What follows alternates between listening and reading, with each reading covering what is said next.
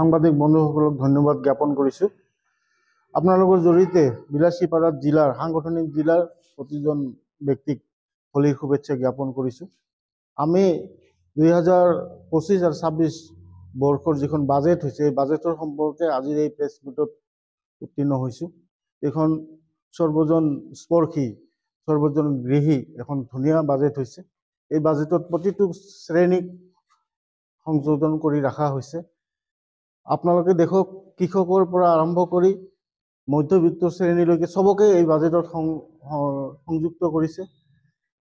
কৃষকৰ কাৰণে লোনৰ পৰা আৰম্ভ কৰি তেওঁলোকে যে খেতি কৰাৰ পিছত বিক্ৰী কৰিব সেই খেতি কিনাৰ কাৰণে বাজেটত ধন আবণ্টন আছে।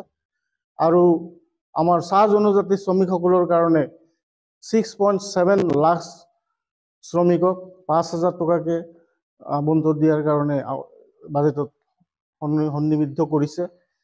ইয়াৰ উপৰিও আমাৰ অৰুণোদয় 3.0 ইয়াৰ জৰিয়তে 36 লাখ আমাৰ এই নতুনকৈ অৰুণোদয় আগবঢ়াব।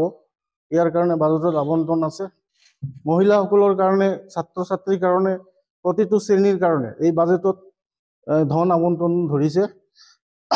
এতিয়া চাওক আপোনালোকে ষ্টুডেণ্টৰ কাৰণে প্ৰায় 10 লাখ ষ্টুডেণ্টক এই বাজেটৰ জৰিয়তে মাহিলী 2500 টকাকৈ শ্ৰেণী বিশেষে 2500 টকাকৈ ধন আবণ্টন কৰা হৈছে।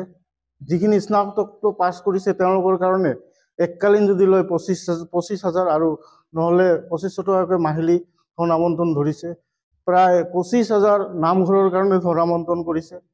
ইয়াৰ উপৰিও চবতকৈ ডাঙৰ কথা হৈছে যে অসমৰ আপোনাৰ দেশ গীতটো অসমৰ এই জাতীয় আমাৰ যিটো সংগীত ইয়াক বিশ্ব দৰবাৰত লৈ যোৱাৰ কাৰণে প্ৰায় 1 কোটি মানুহ একেলগে গানটো গাব পৰাকৈ এটা ব্যৱস্থাৰ কাৰণে বাজেটত ধন আবণ্টন ধৰিছে।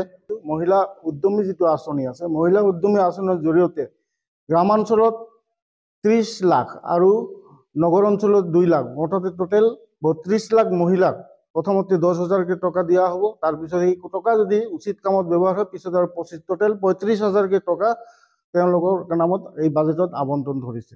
ইয়াৰ উপৰিও অসমৰ নিজা ছেটেলাইট হ'ব এইবাৰ। যেনেকৈ আমি আগত শুনিছিলোঁ বিভিন্ন দেশৰ ছেটেলাইট হয়, কিন্তু অসমৰ কাৰণে অসমৰ নিজা ছেটেলাইট হ'ব, যাৰ কাৰণে আমাৰ তথ্য আৰু প্ৰযুক্তিত কিমানখিনি আগবাঢ়িব। ইমান ধুনীয়া এটা বাজেট সৰ্বজন স্পৰ্শী হোৱাৰ কাৰণে আমি বিলাসীপাৰা জিলাৰ তৰফৰ পৰা অসম চৰকাৰৰ মুখ্যমন্ত্ৰী মাননীয় শ্ৰী ডক্টৰ হেমন্ত বিশ্ব শৰ্মা ডাঙৰীয়া আৰু বিত্তমন্ত্ৰী আমাৰ অনুপ্ৰিয়া নায়ক বাইদেউক আমাৰ তৰফৰ পৰা ধন্যবাদ জ্ঞাপন কৰিলোঁ।